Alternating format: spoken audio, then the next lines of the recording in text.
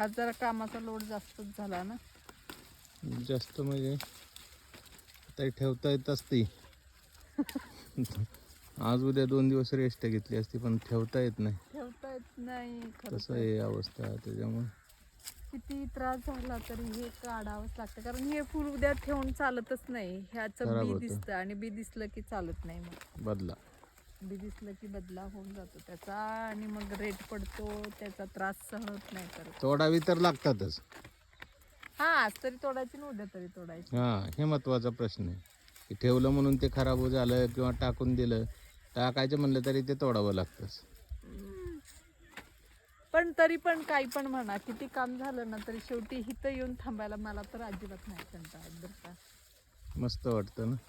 एकदम झकास वाटतं. हम्म.